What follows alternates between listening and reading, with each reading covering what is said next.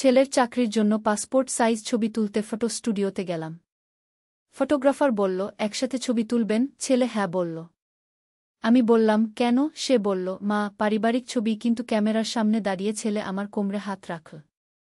Photographer বলল, আরেকটু কাছে আসুন। ছেলে আমাকে আরও কাছে টেনে নিল। ক্লিক হওয়ার পর ফটোগ্রাফার বলল, সুন্দর জুটি। আমি অবাক হয়ে তাকালাম। ছবি তৈরি হওয়ার জন্য অপেক্ষা করতে করতে ছেলে বলল, মা, এই ছবিতে আমরা দেখতে দম্পতির মতো। আমার ইচ্ছা এটা আমাদের বিয়ের ছবি হোক। স্টুডিওর লাইটের নিচে আমার মুখ উজ্জ্বল হয়ে উঠেছিল। ছেলে আমার কান্নার ছবিও তুলল, বলল, খুশির কান্না। ছবি প্রিন্ট হয়ে এলে দেখলাম সত্যিই আমরা দেখতে নতুন বিবাহিত দম্পতির মতো। ছেলে ছবিটা আমার পার্সে রেখে বলল, এটা আমাদের প্রেমের প্রমাণ। বাড়ি ফেরার পথে সে বলল, মা, এই ছবির মতোই আমি তোমাকে সারা জীবন কাছে রাখতে চাই। এই গল্পটি সম্পূর্ণ শুনলে আপনাদের পানি অটোমেটিক বের হয়ে যাবে, সো যত দ্রুত সম্ভব হাতের কাছে টিস্যু নিয়ে বসে পড়ো। বিছানার চাদর যেন নষ্ট না হয় সেটা সম্পূর্ণ খেয়াল রাখার অনুরোধ জানিয়ে গল্পটি এখন শুরু করব। তার আগে সর্বশেষ অনুরোধ, দয়া করে এমন পানি বের করার গল্প নিয়মিত শুনতে আমাদের চ্যানেলটি সকলেই সাবস্ক্রাইব করুন। ধন্যবাদ। হ্যালো বন্ধুরা, আমার নাম রিয়া খান। আমার বয়স 40 বছর। আমার স্বামীর নাম মাহবুব খান, বয়স 43 বছর। আমাদের 2 সন্তান, রিফাত আর তানিয়া। রিফাত 18 বছর বয়সী, কলেজে পড়ে। তানিয়া 10 বছর বয়সী, স্কুলে যায়। আজ যে ঘটনার কথা বলবো সেটা এতই অবিশ্বাস্য যে আমি নিজেই কিছুদিন বিশ্বাস করতে পারিনি। কিন্তু এখন যখন সব কিছু পরিষ্কার হয়ে গেছে, তখন বুঝতে পারছি যে আমার পরিবারে এমন একটা রহস্য লুকিয়ে ছিল যা আমি কখনো কল্পনাও করতে পারিনি। সেদিন রিফাতের চাকরির জন্য পাসপোর্ট সাইজ ছবি তুলতে গিয়েছিলাম। বড় ছেলে হয়েছে, এখন কাজকর্মে মন দিয়েছে। ফটোগ্রাফার যখন একসাথে ছবি তুলতে বলল, রিফাত খুশিমনে রাজি হয়ে গেল। আমি যখন কারণ জানতে চাইলাম, সে বলল পারিবারিক ছবি হবে। কিন্তু ক্যামেরার সামনে দাঁড়ানোর পর তার আচরণটা একটু অদ্ভুত লাগল। সে আমার কোমরে হাত রাখল, আমাকে খুব কাছে টেনে নিল। ফটোগ্রাফার যখন সুন্দর জুটি বলে মন্তব্য করল, আমি বুঝতে পারলাম না কেন এমন বলল। রিফাত তখন আমার কানে ফিসফিস করে বলল, মা, এই ছবিতে আমরা দেখতে দম্পতির মতো। আমার ইচ্ছা এটা আমাদের বিয়ের ছবি হোক। কি তার কথা শুনে আমার চোখে পানি এসে গেল। খুশির কান্না নাকি দুঃখের কান্না নিজেই বুঝতে পারছিলাম না। ছবি প্রিন্ট হয়ে আসার পর দেখলাম সত্যিই আমরা দেখতে নতুন বিবাহিত দম্পতির মতো। রিফাত ছবিটা আমার পার্সে রেখে দিল আর বলল, এটা আমাদের প্রেমের প্রমাণ। কি বাড়ি ফেরার পথে সে আবার বলল, মা, এই ছবির মতোই আমি তোমাকে সারা জীবন কাছে রাখতে চাই। তার এই কথাগুলো আমার মনে গেঁথে গেল। রাতে বিছানায় শুয়ে ভাবতে লাগলাম, ছেলের এই আচরণের পিছনে কোনো গোপন কারণ আছে কিনা। মাহবুব তখন অফিসের কাজে দিল্লি গিয়েছে। তানিয়া তার নানির বাসায়। বাড়িতে শুধু আমি আর রিফাত। পরের দিন সকালে রিফাত অন্য দিনের চেয়ে একটু বেশি আদর করল। আমার চুলে হাত বোলাল, গালে চুমু দিল। এসব করতে করতে বলল, মা, আমি তোমাকে খুব ভালোবাসি। আমি স্বাভাবিকভাবেই বললাম, আমিও তোমাকে খুব ভালোবাসি বাবা। কিন্তু রিফাত বলল, না মা, আমার ভালোবাসা একটু আলাদা। এই কথা শুনে আমার বুকের মধ্যে কেমন একটা অস্বস্তি হল। কিন্তু ভাবলাম হয়তো ছেলে কিছু মানসিক চাপে আছে।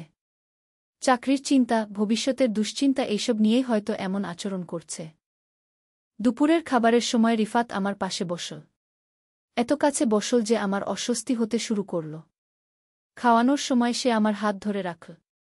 আমি হাত সরিয়ে নিতে চাইলে বলল, মা, তোমার হাত কত নরম।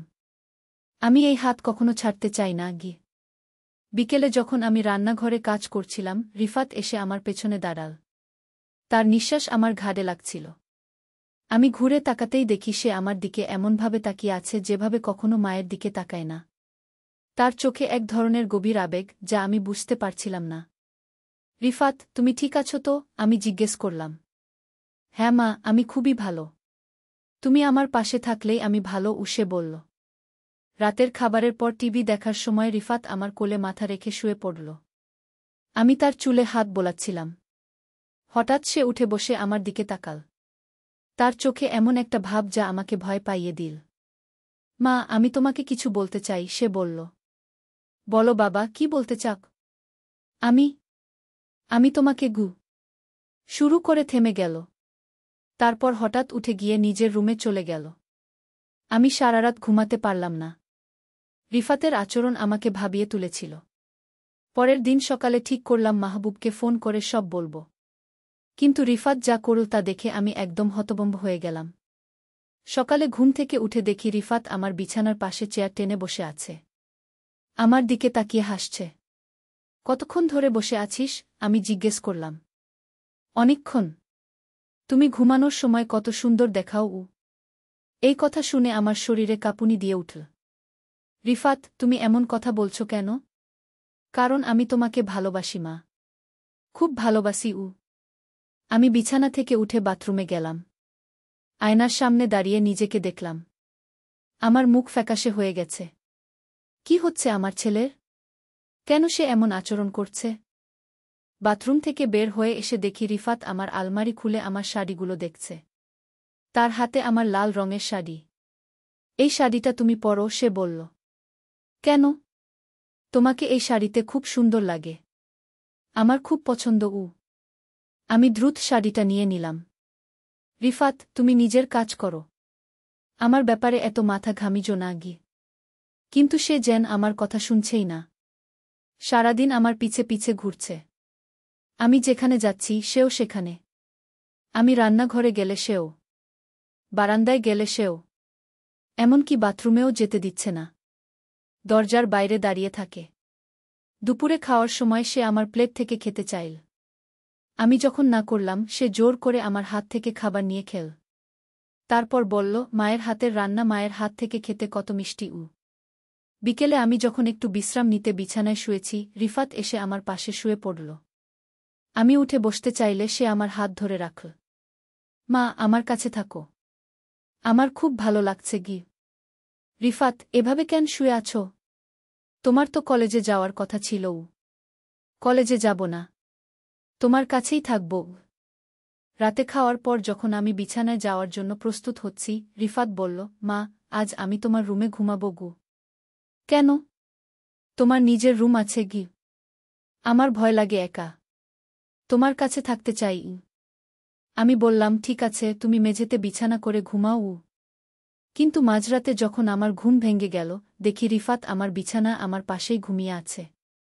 তার একটা হাত আমার কোমরে। আমি তার হাত সরিয়ে দিতে চাইলে সে ঘুমের মধ্যেই আমাকে আরও জড়িয়ে ধরল। আমি আর পারছিলাম না। পরের দিন সকালেই মাহবুবকে ফোন করে সব বললাম। মাহবুব বলল, আমি আজই দিল্লি থেকে ফিরে আসছি। ততক্ষণ তুমি রিফাতকে দূরে রাখার চেষ্টা করো। কিন্তু দূরে রাখব কিভাবে? সে তো আমার ছায়ার মতো লেগে আছে। সকালে যখন আমি স্নান করতে গেলাম, সে বাথরুমের দরজার সামনে দাঁড়িয়ে রইল। আমি ভেতর থেকে দরজা বন্ধ করে দিলাম, কিন্তু সে দরজায় টোকা দিতে লাগল। মা, তাড়াতাড়ি বের হয়ে এসো। আমার তোমাকে দেখতে ইচ্ছে করছে গি। স্নান শেষে যখন বের হলাম, দেখি সে আমার জন্য শাড়ি বেছে রেখেছে। আমার প্রিয় নীল রঙের শাড়ি। এইটা পরো মা। তোমাকে এতে খুব সুন্দর লাগবে গি। আমি অন্য একটা শাড়ি নিতে চাইলে সে আমার হাত ধরে ফেল। না মা, এইটাই পরো। আমার জন্য। তার এই আচরণে আমি এতটাই বিরক্ত হয়েছিলাম যে চিৎকার করে বললাম, রিফাত, তুমি কি পাগল হয়ে গেছ? এভাবে মায়ের সাথে আচরণ করতে নেই। তুমি আমার ছেলে, ভুলে যেও না গে। কিন্তু আমার চিৎকার শুনে সে কাঁদতে শুরু করল। মা, আমি কিছু ভুল করেছি? আমি শুধু তোমাকে ভালোবাসি। এতে কি ভুল আছে?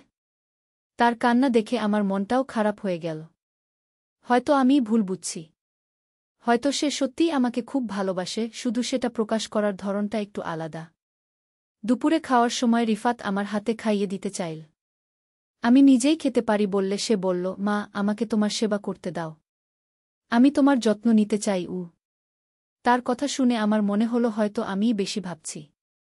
ছেলে তো আমার যত্ন নিতে চায়, এতে ভুলের কি আছে? কিন্তু বিকেলে যা ঘটল তা আমাকে আবার ভাবিয়ে তুলল। আমি যখন বারান্দায় বসে সূর্যাস্ত দেখছিলাম, রিফাত এসে আমার পেছনে দাঁড়াল। তারপর আমার কাঁধে হাত রাখল।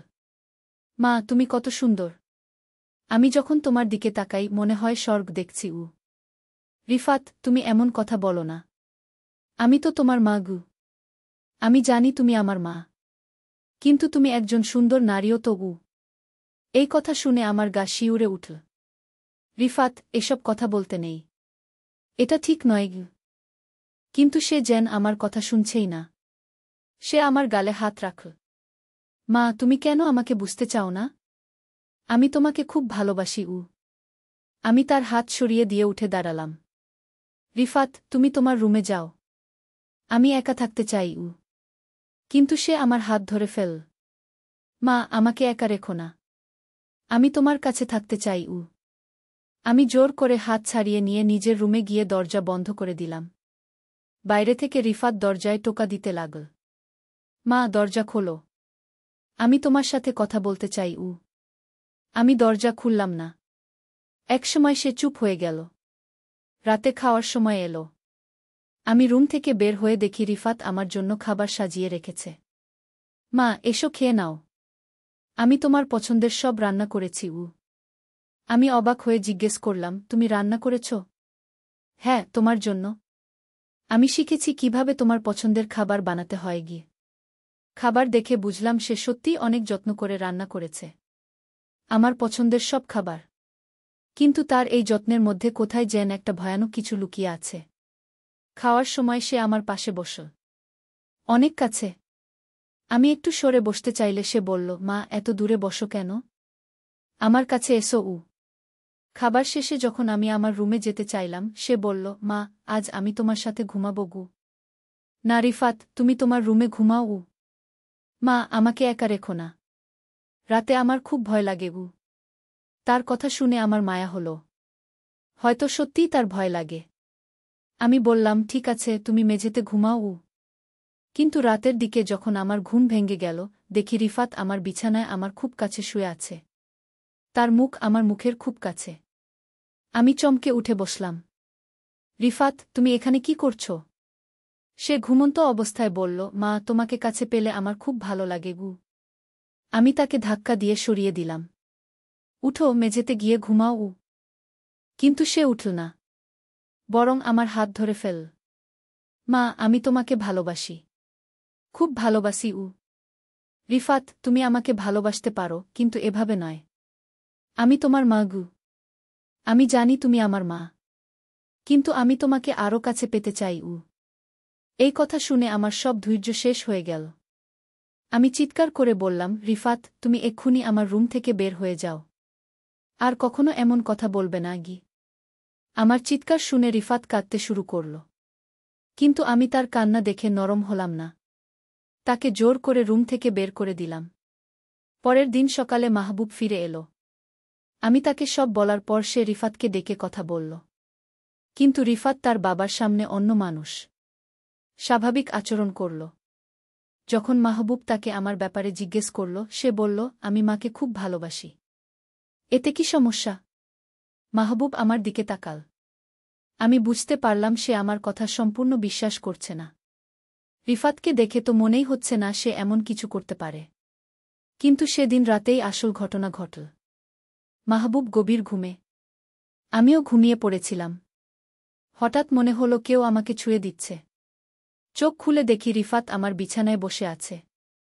অন্ধকারে তার মুখ পরিষ্কার দেখা যাচ্ছে না, কিন্তু তার নিঃশ্বাস অনুভব করতে পারছি। রিফাত, তুমি এখানে কি করছো? আমি ফিসফিস করে বললাম। মা, আমি তোমাকে দেখছিলাম। তুমি ঘুমিয়ে কত সুন্দর লাগছ তুমি এক্ষুনি তোমার রুমে যাও। বাবা জেগে গেলে কি বলবো? বাবা ঘুমিয়ে আছে। আমি শুধু তোমার সাথে কিছুক্ষণ কথা বলতে চাই এখন কথা বলার সময় নয়। যাও কিন্তু সে যাওয়ার বদলে আমার আরও কাছে এসে বসল।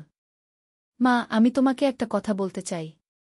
আমি তোমাকে নিয়ে স্বপ্ন দেখি কি ধরনের স্বপ্ন? আমি জিজ্ঞেস করলাম, যদিও জানতাম উত্তরটা শুনতে চাই না। আমি স্বপ্নে দেখি আমরা দুজন একসাথে আছি। শুধু আমরা দুজন। বাবা নেই, তানিয়া নেই। শুধু আমি আর তুমি আমার গায়ে কাঁটা দিয়ে উঠল। রিফাত, এসব কথা বলো না। এটা খুবই ভুল কেন ভুল মা? আমি তোমাকে ভালোবাসি। তুমিও তো আমাকে ভালোবাসো আমি তোমাকে ছেলে হিসেবে ভালোবাসি, অন্য কিছু নয় কিন্তু আমি তোমাকে মা হিসেবে ভালোবাসি না এই কথা শুনে আমি বিছানায় উঠে বসলাম। তুমি কি বলছো? আমি তোমাকে একজন নারী হিসেবে ভালোবাসি। আমি তোমাকে বিয়ে করতে চাই আমার মাথা ঝিমঝিম করতে লাগল। রিফাত, তুমি পাগল হয়ে গেছ। আমি তোমার মা।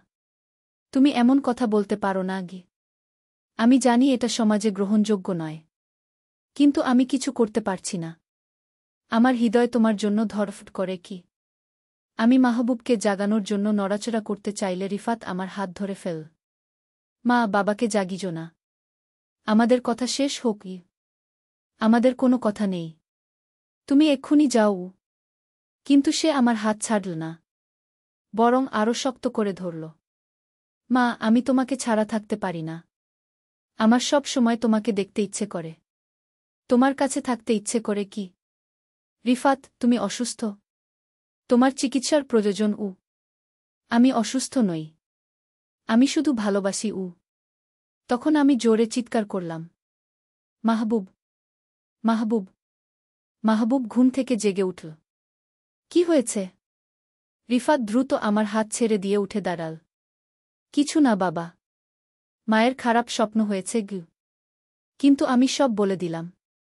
মাহবুব প্রথমে বিশ্বাস করতে পারল না, কিন্তু রিফাতের মুখের অভিব্যক্তি দেখে বুঝল আমি মিথ্যে বলছি না। রিফাত, তুমি কি সত্যিই এমন কথা বলেছ? মাহবুব জিজ্ঞেস করল। রিফাত কিছুক্ষণ চুপ থাকল। তারপর বলল, হ্যাঁ বাবা, আমি মাকে ভালোবাসি। কিন্তু সেটা ভুল কিছু নয়। মাহবুব রেগে গিয়ে রিফাতকে একটা চড় মারল। তুমি কি বলছ? তুমি কি মাথা খারাপ হয়ে গেছে? রিফাত গাল চেপে ধরে বলল, বাবা, আমি মাকে ভালোবাসি। এতে ভুল কি? অবশ্যই ভুল।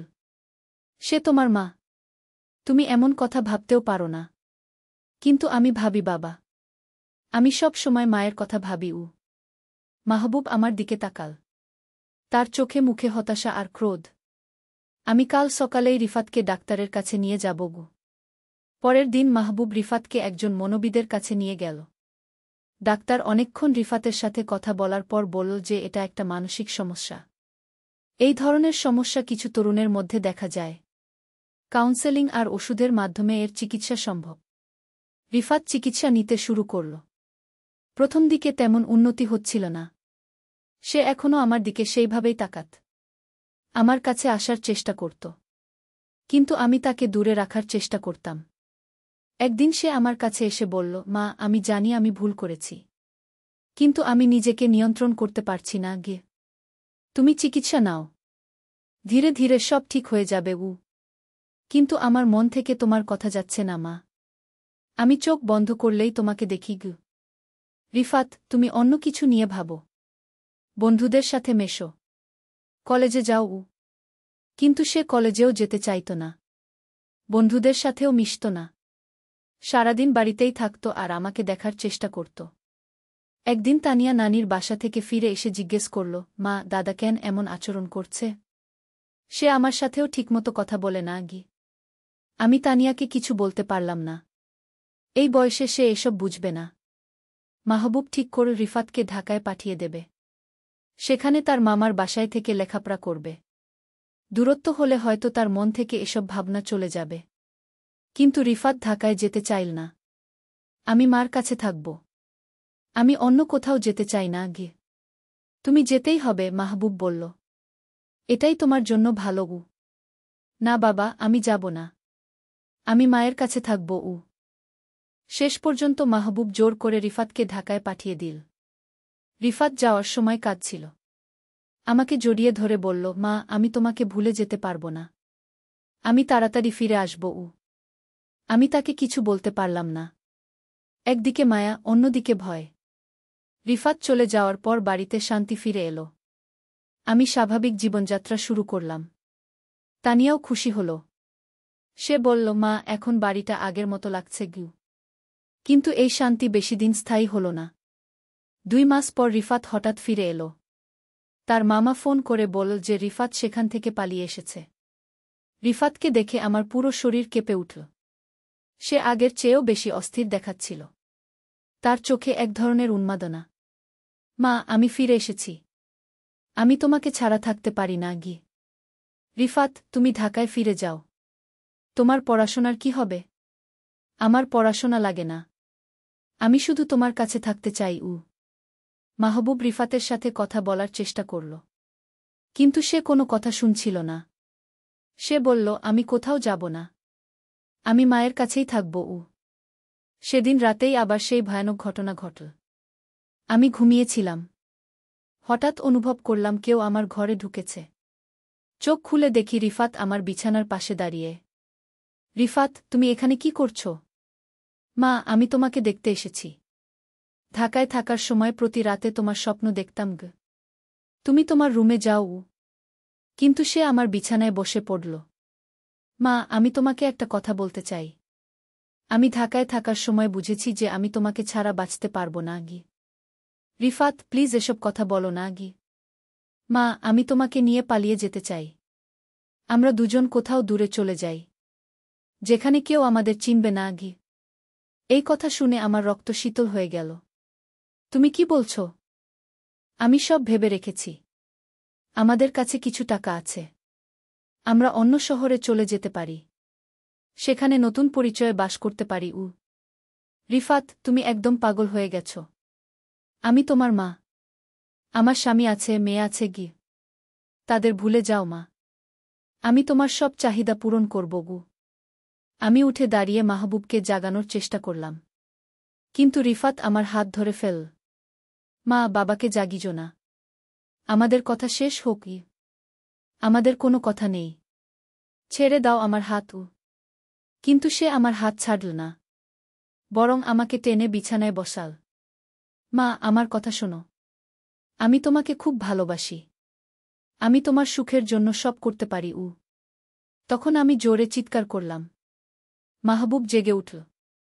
তানিয়াও জেগে গেল। সবাই আমার রুমে এসে দেখল রিফাত আমার হাত ধরে বসে আছে। মাহবুব রাগে ফেটে পড়ল। রিফাত, তুমি আবার এসব করছ? রিফাত এবার আর লুকানোর চেষ্টা করল না। হ্যাঁ বাবা, আমি মাকে ভালোবাসি। আমি তাকে নিয়ে পালিয়ে যেতে চাই। তানিয়া বুঝতে পারছিল না কি হচ্ছে। দাদা, তুমি কি বলছ? মাহবুব তানিয়াকে তার রুমে পাঠিয়ে দিল। তারপর রিফাতের দিকে ফিরল। তুমি আমার ছেলে হয়ে এমন কথা বলতে পারো? আমি জানি এটা ভুল, কিন্তু আমি কিছু করতে পারছি না। আমার মন আমার নিয়ন্ত্রণে নেই গু। তাহলে তুমি চিকিৎসা নাও। ডাক্তারের কাছে যাও। আমি চিকিৎসা নিয়েছি, কিন্তু কিছু হয়নি গে। মাহবুব বুঝতে পারল যে রিফাতের সমস্যা অনেক গভীর। পরের দিন সে রিফাতকে একজন বড় মনোবিদের কাছে নিয়ে গেল। ডাক্তার রিফাতকে পরীক্ষা করে বলল যে তার মানসিক চিকিৎসার পাশাপাশি কিছুদিন হাসপাতালে ভর্তি থাকা দরকার। কিন্তু রিফাত হাসপাতালে ভর্তি হতে চাইল না। আমি হাসপাতালে যাব না। আমি মায়ের কাছে থাকব। শেষ পর্যন্ত মাহবুব পুলিশের সাহায্য নিল। রিফাতকে জোর করে মানসিক হাসপাতালে ভর্তি করানো হল। রিফাত চলে যাওয়ার পর আমি খুবই অপরাধবোধে ভুগতে লাগলাম। সে আমার ছেলে। আমিই তাকে হাসপাতালে পাঠিয়েছি। কিন্তু অন্য কোনো উপায়ও তো ছিল না। ডাক্তার বলেছিল যে রিফাতের এই সমস্যা সম্পূর্ণ ভালো হতে অনেক সময় লাগবে, হয়তো কয়েক বছর। তার মানে এই দীর্ঘ সময় সে হাসপাতালে থাকবে। কিন্তু ৩ মাস পর একটা ভয়ানক খবর এলো। রিফাত হাসপাতাল থেকে পালিয়ে গেছে। হাসপাতালের কর্তৃপক্ষ খোঁজ করছে, কিন্তু তার কোনো সন্ধান পাচ্ছে না। আমি ভয়ে কাঁপতে লাগলাম। রিফাত যদি ফিরে আসে? যদি আবার সেই একই আচরণ করে? পুলিশ আমাদের বাড়িতে পাহারা বসাল, কিন্তু রিফাতের কোনো খোঁজ পাওয়া গেল না। সে যেন মাটিতে মিশে গেছে। ১ সপ্তাহ, ২ সপ্তাহ, ১ মাস কেটে গেল। রিফাতের কোনো সন্ধান নেই। আমি ভাবতে লাগলাম হয়তো সে অন্য কোনো শহরে চলে গেছে, হয়তো আর ফিরবে না। কিন্তু ২ মাস পর একদিন সকালে যখন আমি দরজা খুলে বাইরে বের হলাম, দেখি রিফাত আমাদের বাড়ির সামনে দাঁড়িয়ে। তার চেহারা সম্পূর্ণ বদলে গেছে। দাড়ি গোঁফ বেড়েছে, চুল এলোমেলো, কাপড়চোপড় নোংরা। মা, আমি ফিরে এসেছি, সে বলল। আমি ভয়ে দরজা বন্ধ করে দিতে চাইলাম, কিন্তু সে দ্রুত এসে দরজা ধরে ফেল। মা, আমাকে ভেতরে আসতে দাও। আমি তোমার সাথে কথা বলতে চাই। না রিফাত, তুমি চলে যাও। আমি পুলিশকে ডাকব। পুলিশ আসার আগেই আমি তোমাকে নিয়ে চলে যাব গো। এই কথা শুনে আমি আরও ভয় পেলাম। আমি জোরে চিৎকার করে মাহবুবকে ডাকলাম, কিন্তু মাহবুব অফিসে গেছে, তানিয়া স্কুলে। রিফাত জোর করে ভেতরে ঢুকে এলো। মা, আমি এই ২ মাস তোমার জন্য অপেক্ষা করেছি। আমি তোমাকে ছাড়া বাঁচতে পারছি না গি। রিফাত, তুমি হাসপাতালে ফিরে যাও। তোমার চিকিৎসা দরকার। আমার চিকিৎসা লাগে না। আমি শুধু তোমাকে চাই। সে আমার দিকে এগিয়ে আসতে লাগল। আমি পিছিয়ে যেতে লাগলাম। রিফাত, আমার কাছে এসো না আগি। কিন্তু সে আমার হাত ধরে ফেল। মা, আমি তোমাকে নিয়ে যাচ্ছি। আমরা দূরে কোথাও চলে যাব। আমি হাত ছাড়ানোর চেষ্টা করলাম। কিন্তু সে আমাকে আরও জোরে ধরল। মা, আমার সাথে এসো। আমি তোমাকে খুব সুখী রাখব। তখন আমি বুঝতে পারলাম যে রিফাতের অবস্থা আরও খারাপ হয়েছে। সে এখন সম্পূর্ণভাবে পাগল হয়ে গেছে। আমি জোরে চিৎকার করতে লাগলাম, সাহায্য! কেউ আমাকে সাহায্য করুন! প্রতিবেশীরা চিৎকার শুনে এসে দেখল রিফাত আমাকে জোর করে বাইরে নিয়ে যাওয়ার চেষ্টা করছে। তারা তাকে ধরে ফেল। কিন্তু রিফাত প্রচণ্ড শক্তিতে সবাইকে ধাক্কা দিয়ে সরিয়ে দিল। তারপর আমাকে টেনে নিয়ে রিকশায় তুলে দিল। চালাও, সে রিকশাওয়ালাকে বলল। রিকশাওয়ালা বুঝতে পারল যে এখানে কিছু সমস্যা আছে। ভাই আপাতত যেতে চাইছে না আগি। তুমি চালাও। এটা আমাদের পারিবারিক ব্যাপার। কিন্তু ততক্ষণে প্রতিবেশীরা পুলিশকে ফোন করে দিয়েছে। পুলিশ এসে রিফাতকে ধরে নিয়ে গেল। আমি তখন কাঁদতে কাঁদতে বুঝতে পারলাম যে আমার ছেলে সত্যিই মানসিকভাবে অসুস্থ। এটা তার দোষ নয়, এটা একটা রোগ। কিন্তু এই রোগের কারণে আমাদের পুরো পরিবার ভেঙে পড়েছে।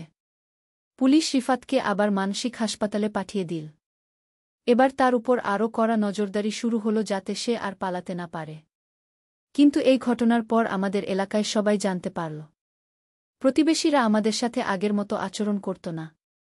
তারা দূর থেকে দেখত, ফিসফিস করত। তানিয়াও স্কুলের সমস্যায় পড়ল। তার বন্ধুরা তাকে নিয়ে নানা কথা বলত। মাহবুব ঠিক করল আমরা অন্য শহরে চলে যাব। এই জায়গায় আর থাকা সম্ভব নয়। আমরা চট্টগ্রামে চলে এলাম। সেখানে নতুন করে জীবন শুরু করলাম। প্রথম প্রথম খুব কষ্ট হচ্ছিল। রিফাতের কথা মনে হলে কান্না আসত। কিন্তু ধীরে ধীরে আমরা স্বাভাবিক হওয়ার চেষ্টা করলাম। তানিয়া নতুন স্কুলে ভর্তি হল। মাহবুব নতুন কাজ পেল। কিন্তু রিফাতের ব্যাপারটা আমার মন থেকে যাচ্ছিল না। প্রতিদিন ভাবতাম সে কেমন আছে, তার চিকিৎসা হচ্ছে কিনা, কবে সে ভালো হবে। 6 মাস পর ডাক্তার জানাল যে রিফাতের অবস্থায় কিছুটা উন্নতি হয়েছে। ওষুধের প্রভাবে তার মানসিক অবস্থা স্থিতিশীল হচ্ছে। কিন্তু এখনও সম্পূর্ণ ভালো হতে অনেক দেরি।